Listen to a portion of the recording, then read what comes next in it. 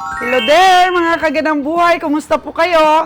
Alam ko po na marami talaga ang nakamiss sa ating mga store vlogs. At ngayon ng umaga, December 31, 2024, mga kagandang buhay, meron po tayong kaibigan na tutulungang mag-set up ng kanyang bubuksang bigasan.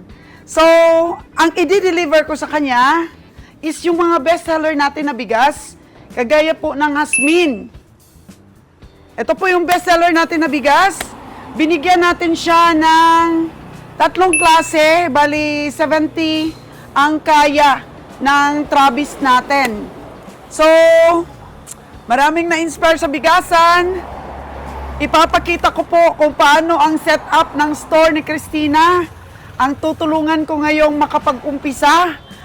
Tuturuan ko siya ng mga supplier, mga tricks, mga diskarte, para mag-click po ang kanyang bigasan. Excited na ba kayo, mga kagandang buhay, para sa ating bigasan business this 2025?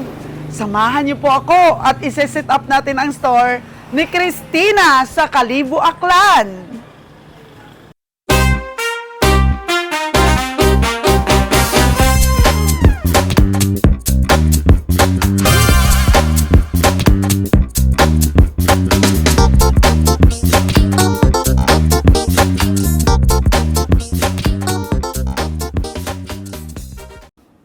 Yes po, mga kagandang buhay, medyo matagal-tagal na rin po na hindi tayo nakapag-vlogs at hindi po ako nakapagbigay ng mga tips and advices sa inyo, mga kagandang buhay, sa ating negosyong bigasan at grocery store. At tinutukan ko ang ating negosyong livestock buying for slaughter, but this time, mga kagandang buhay, 2025, gusto ko ulit na ma-inspire kayo sa ating mga store vlogs. At ito pong store ko dito sa kadugtong ng bahay ko, mga kagandang buhay, ang dami pong renovation ngayong 2025 ang mangyayari dito. Kasi dito banda is meat shop na po siya, mga kagandang buhay. At aayusin ko rin po dito banda. Bali, i-finish ko po ito, mga kagandang buhay, pagandahin.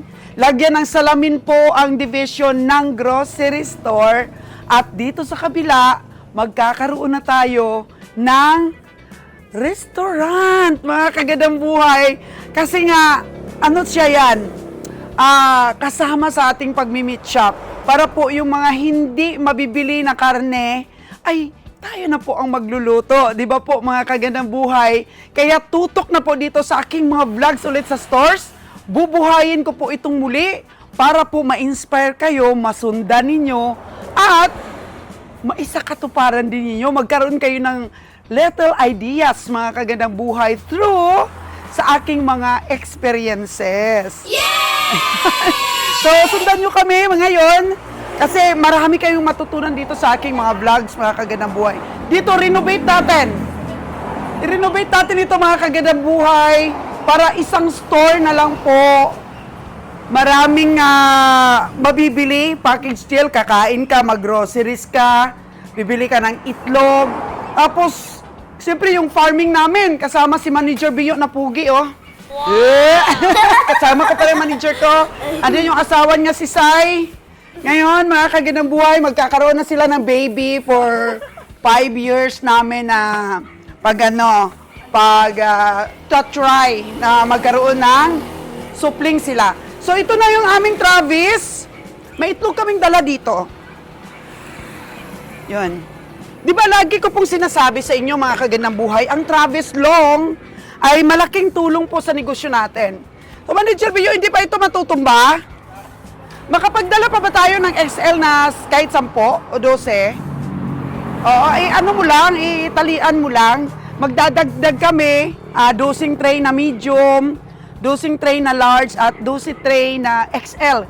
Yun po muna ang kanyang panimula, mga kagandang buhay. Tingnan niyo po yung aming setup ng maliit naming bigasan. Ayun.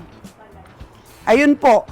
So since na December 31 po ngayon, tingnan po ninyo, konti na lang natira ko dito banda. Konti na lang. So hindi na masyadong busy kami ngayon kasi nakabili na yata yung mga tao lahat. Kasi hindi pwede po na na mag-New Year na wala pong sako-sakong bigas yung ating mga kababayan, di ba po? Kahit isang sako po para pagdating ng January 1, marami po silang bigas. So, yan na po at isasali na ni Manager Bio yung itlog po na XL. Meron na rin po pala kaming price gas, mga kagandang buhay. Alam nyo ba, ang tubo namin dito, magkano yo? 100 plus! Oh, 120 to 150 pesos yung tubo namin dito sa isang ganito. Oo, nagdagdag kami, mga kagandang buhay. Kaya, tutok na ulit sa ating mga stores ha. Kinukulit ako ng mga subscriber ko eh. Namimiss na daw nila yung mga vlogs natin. Grocery vlogs, bigasan vlogs. Ano kayo? Puntahan nyo at bisitahin nyo po yung isa kong channel, ang YouTube channel ko. Source G Vlogs, Negosyo at iba pa. Ayun, doon ako mag-upload ng mga tungkol sa groceries kasi minsan, pag dito sa Source Gandang Buhay, puro hayop po dito. Minsan mahirap nyong hanapin yung mga about sa stores natin. Kaya, subscribe nyo rin po ang Source G Vlogs, Negosyo at iba pa, my second channel. Tara! At magbiyahe na tayo, almost mga 1 hour ang biyahe natin bago tayo makarating sa store ni Christina. Oh, ayan po kami mga kagandang buhay, together with Manager Bio and Jason sa loob, oh. Manager Bio, kamusta ka na? Marami nang nakamiss sa'yo. Okay pa naman, buhay pa. So, medyo na-busy kasi si Manager Bio dahil po sa pag-alaga ng mga baka natin, pang-umumpay. Oh. At ngayon nga, nabenta na natin yung mga baka natin. Marami tayong plano this coming 2025, Manager Bio. Yes, napakaraming plano. Sana yung gagawin ngayong 2025. Maglilitsyon ka na daw? Oo, baboy? kakain ng lechon. Hindi ako maglilitsyon. Ayun po, mga kagandang buhay kasi magre-restaurant na. Kasama na rin po yun sa ima-manage ni Manager Bio. Medyo wala po kaming experience doon, pero kayanin ba natin ang restaurant, Manager Bio? Yan, kakayanin yan. Tapos meet shop natin, ikaw rin kasama ko sa pag-deliver ng karne sa Boracay. Pwede. So, excited ka na ba sa bagong ventures natin? Yeah, excited.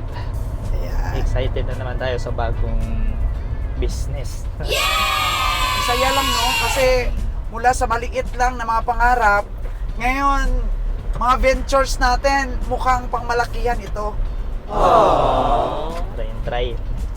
Tulong kay Kabiyang Roger, maraming nagre-request sa atin na gumawa ng mini stockyard dito sa Aklan para yung lahat ng magkakatay pipilit sa mga baka ni Kabiyang Roger at yun, bibili sa atin ng live weight.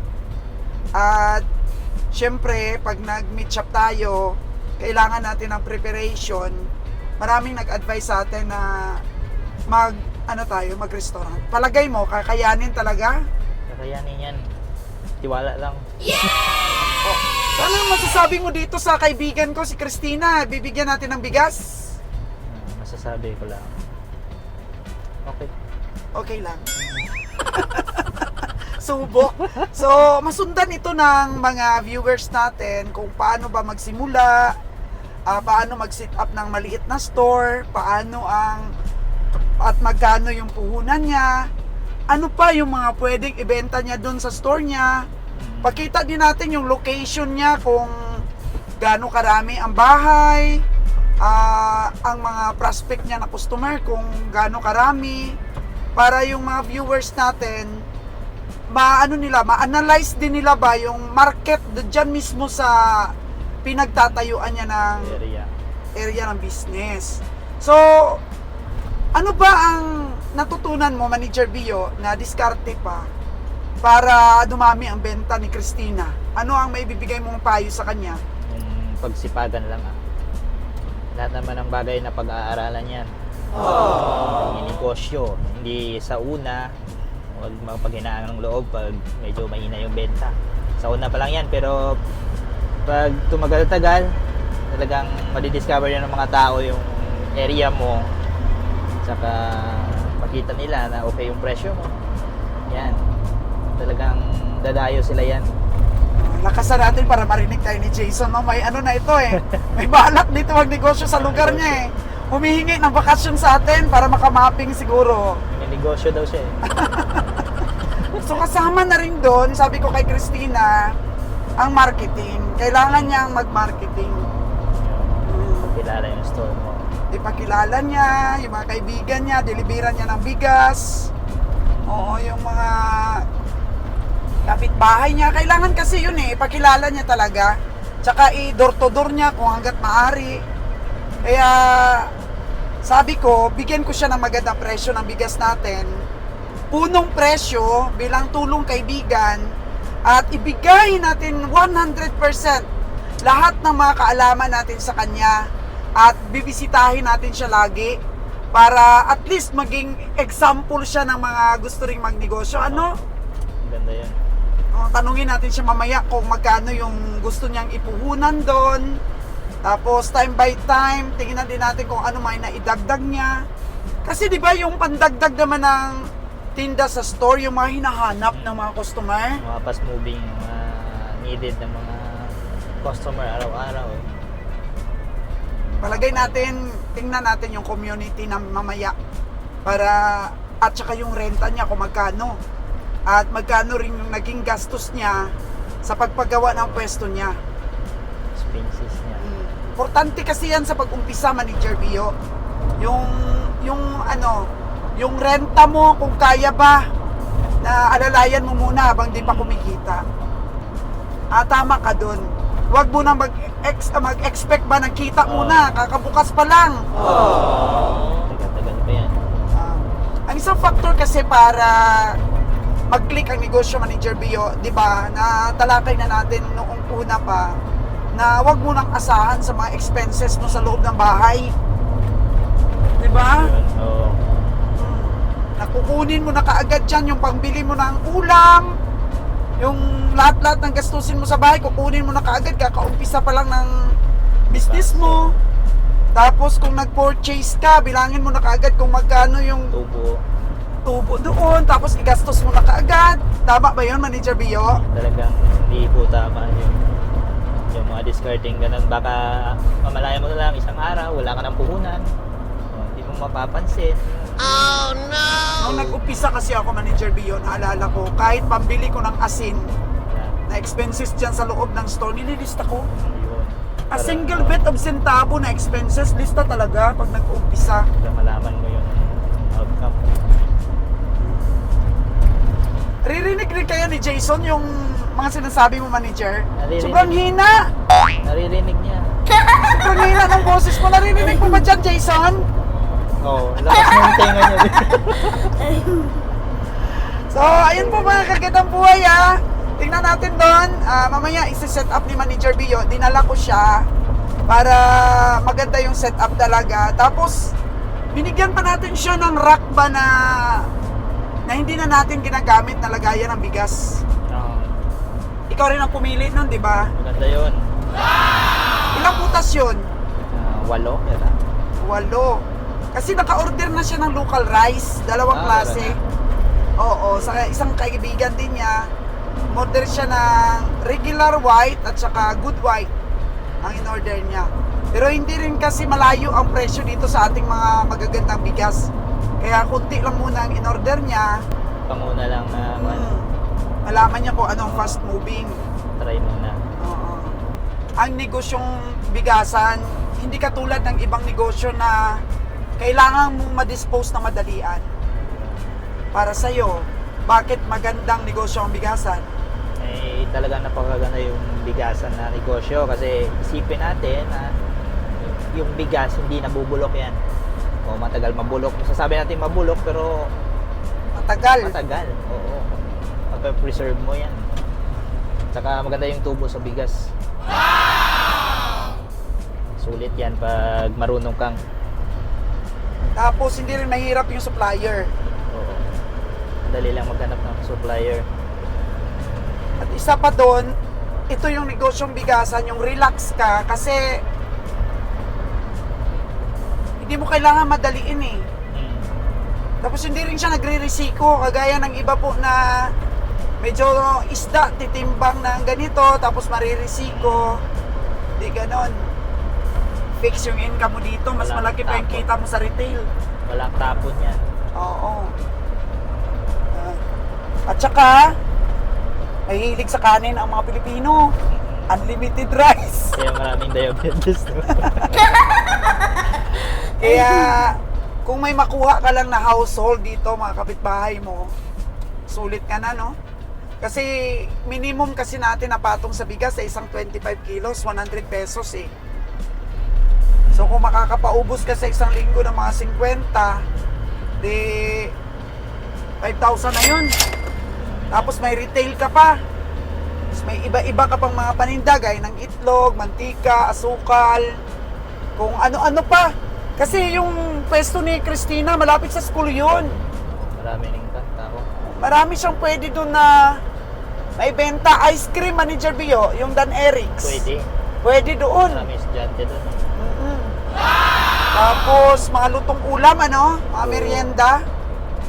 Pwede siya doon. Marami siyang pwedeng idagdag.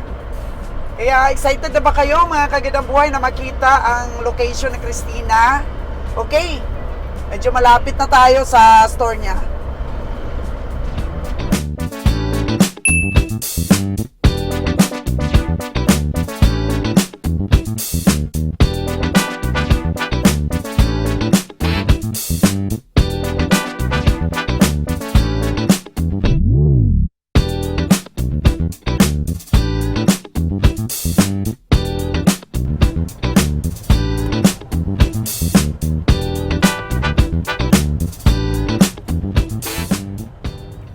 Medyo traffic na po dito ngayon sa Metro Kalibo. Busy na yung mga tao. Oh. Kung makikita ninyo, maraming banderetas. Kasi meron pong famous Kalibo Ati-Atihan every January po dito sa probinsya ng Aklan. Kaya after po ng New Year, busy na rin po magsadsad ang mga tao, drums, sayaw sa kalye. Pag-celebrate po nila sa Santo Niño dito po sa probinsya ng Aklan every third week of January. Kaya masaya po dito sa Aklan.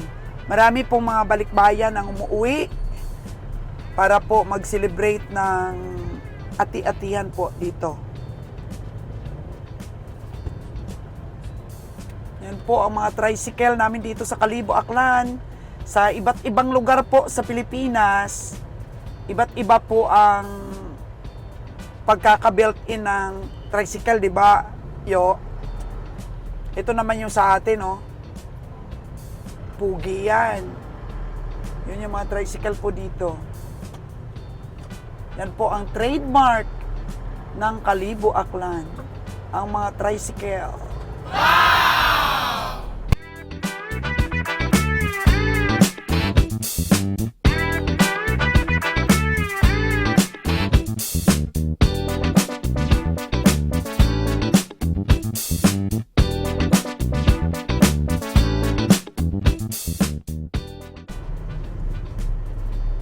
Asinsado na rin ang Metro Kalibo.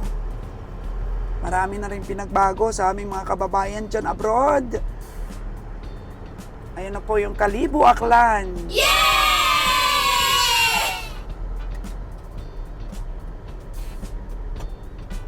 Yun. Vibrant Kalibo.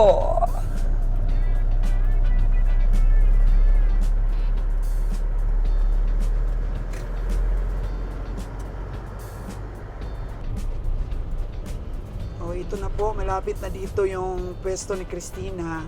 Medyo lumabas po kami doon sa sentro ng Kalibo. Pero malapit lang po ito din. Mga 5 minutes lang. Dito na kami. At makikita na natin yung paaralang elementarya ng Andagaw, Purok ng Kalibo 1, Sangay ng Aklan. Ayan po. School po yan, school.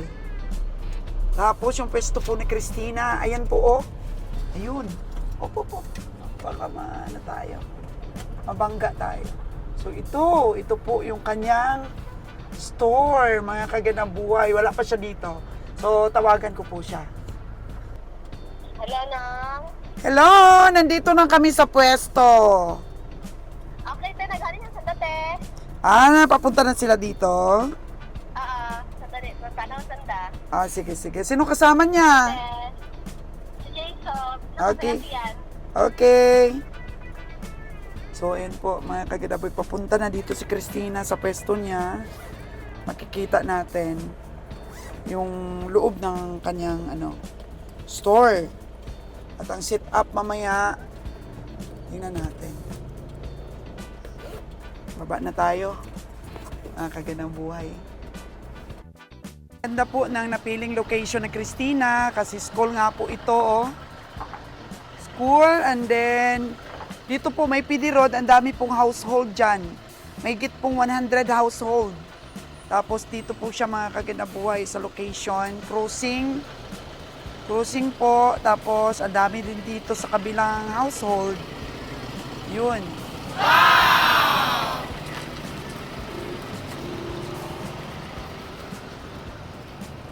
Ang ganda po nitong location niya. Meron din ditong tindahan isa oh. May school supplies din at saka mga grocery. Pero wala po ditong bigasan. Ito pong area mga kaganaboy na isa is luto-luto po yan. Luto-luto, pero sabi ko sa may-ari, kung parintahan pa sa amin, kung just in case na di nila gamitin ng unang nag-rent, rentahan pa namin mga kagandang buhay para ito at saka yon ang pwesto. Wow! Hintayin natin ang pagdating ni Christina para ma-sit up na po natin yung store niya.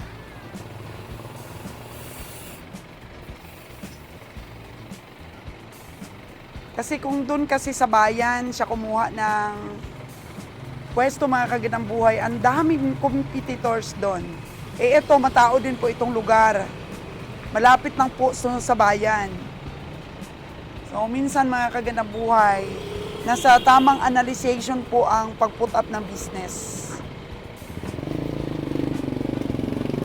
Minsan nagkiklik din po ang negosyo dito po sa medyo malayo-layo sa bayan. At ikaw lang po nag-iisang magbibigasan dito. Hintayin natin siya.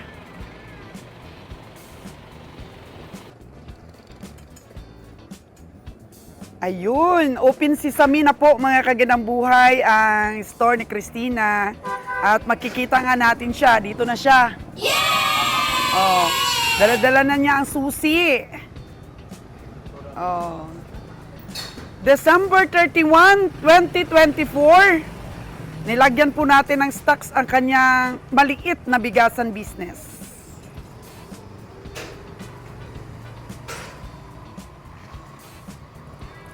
Nakaabang na po si Manager Bio at si Jason. Wow! Napakatibay po ng kanyang sarado. May panloob pa po. Oh, para wag mabasa ng ulan. Napakatibay po.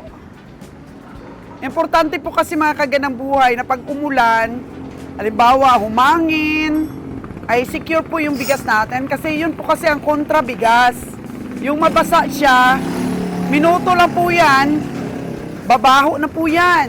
Oh, no! Yun. Siguro ang metro nito, 1, 2, 3, mga 5 metro po ang buka. Mga 5 metro ba, Chris, yung buka ng ano? Oh, 5 metro daw ang buka ng kanyang store. Wow! Yun.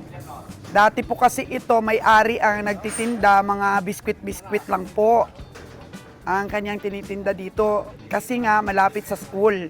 Ito talaga mga kagandang buhay, oh. Ang gate ng school, oh, yan yun po, gate na po yan ng school. Oh, di ba? Para lang elementarya ng Andagaw. Ayun, tingnan niya natin ang loob.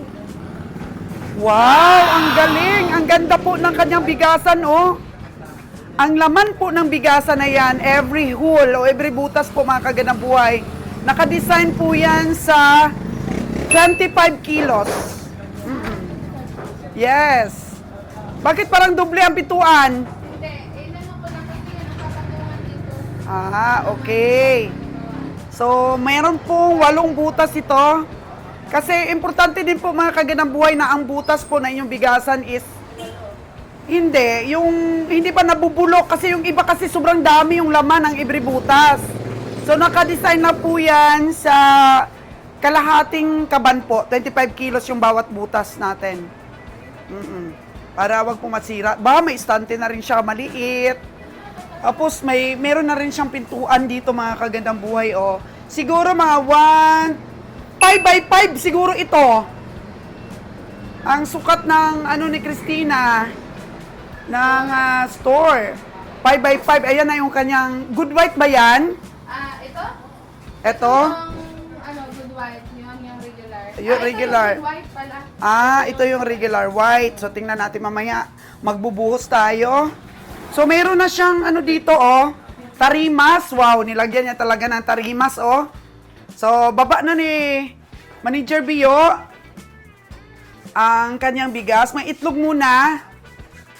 So, si Jasob po ang maging manager dito.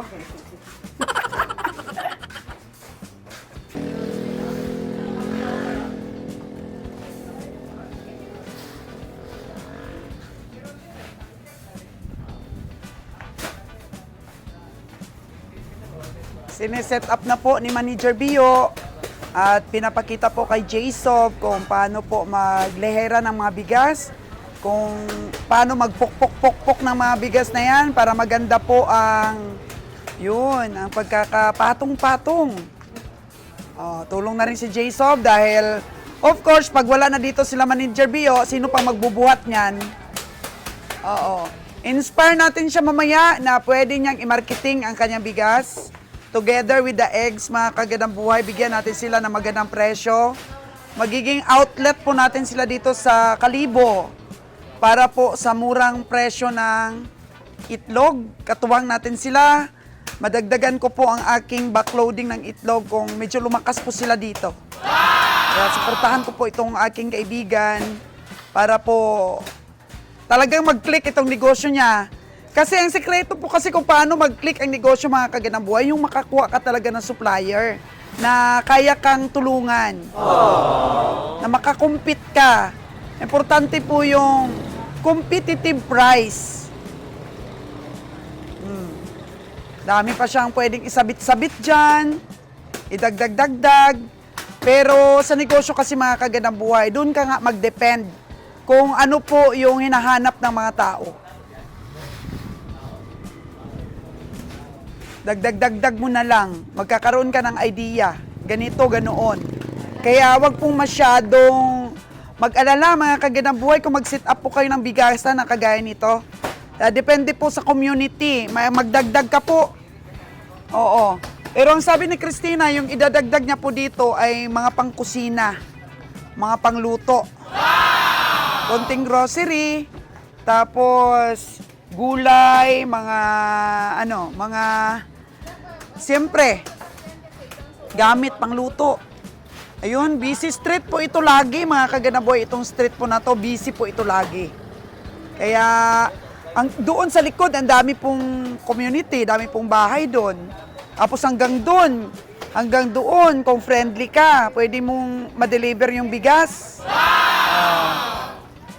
Tapos hanggang dito po sa looban, dami rin pong dyan, bahay. Talaga pong marami ang market mo. Dito pa lang po sa tabi-tabi. Tapos may marketing ka pa, online marketing, delivery. Oo, tapos mura pa po yung itlog mo. Ang itlog kasi maganda ring source po of income. Dagdag ka mantika. Lahat na po pang kusina, asin. Ganyan, tapos mga toyo-toyo, ganyan po. Oh. Papasok na po yung community. Pasok na po yung mga kapitbahay ni Christina dito. So, yun lang po ang importante doon sa pagbukas po na bigasan. Una-una po talaga, supplier. Oo. Yung matinong supplier po na bigyan ka ng magandang presyo. At saka gandahan mo po ang setup na maano talaga, ma-attract mo yung mga customers. So, una po naming delivery dito sa kanya is 70 bags, mga 85,000 po. Tapos, meron na po siyang 15 or 17 yata na regular white at saka good white. Tingnan natin mamaya mga kaganabuhay. Lagyan natin ng laman, ang kanya pong lagayan, tapos presyo. Pwede naman po tayo mag second trip kasi nga dapat sabi ko sa kanya mga 200 bags of rice ang ilagay niya dito para maging ano talaga attractive po mga kaganabuhay. Pwede naman po mag-upisa sa maliit lang pero kung kaya naman po ng inyong budget, mas maganda po mag-umpisa ng 200 bags na kaagad yung bigas nyo para po makaagaw attention ka. Yun bang sinasabing, mura siguro yan kasi maraming stocks. Ngayon kasi yun mga kagandang buhay yung isip ng tao ba? Pag kunti yung stock mo, sabihin, ay pipitsugin lang yan na bigasan.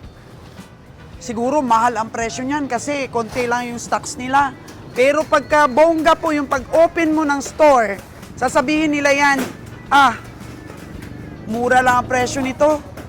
Kasi, ayun bongga, maraming stock. Siguro, wholesaler to. Ganon. So, iba po yung impact ng pagnegosyo nyo na marami kaagad at bongga kaagad yung stocks compared po sa paunti-unti. Kasi pwede rin naman po, wag nating maliitin yung paunti-unti. Pero kung kaya lang rin ang iyong puhunan, mas maganda po mag-umpisa ng bonggahan na. Kagaya niyan, pinatibay po ang kanyang store kasi dati ano lang yan, hindi po steel. Ano lang yan, parang ganito lang ba Yun Yun. So, Chris, ganito lang ba yung takip nito? Ganito lang? May doble ba yan? Okay, may doble po kasi kailangan secured. Kailangan secured po yung ating store. Para po wag tayong manakawan po mga kagandang buhay. Ito pang pag-feature ko ng pagbukas ng maliit na bigasan ni Christina. Mapapanood nyo po ang second episode nito sa Souls G Vlogs, Negosyo at Iba Pa sa second channel ko. Bisitahin nyo po mga kagandang buhay. Interviewin po natin siya kung kanino siya na-inspire na magbigasan, paano niya naisip na bigasan ang business niya, magkano ang puhunan niya, paano niya nahanap itong store niya, mga kagandang buhay, at ano pa yung mga balak niyang itinda sa maliit na bigasan niya na to. To make our vlogs complete, mga kagandang buhay, at ma-inspire po kayo dito. Sundan niyo po ang second episode sa Souls G Vlogs, Negosyo at Iba Pa. Usapin po natin siya. At doon niyo po makikita ang mga advices ko rin po sa kanya kung paano po mag-click itong maliit na bigasan niya. Abangan po, Souls G Vlogs, Negosyo at Iba Pa, second channel, ang second episode.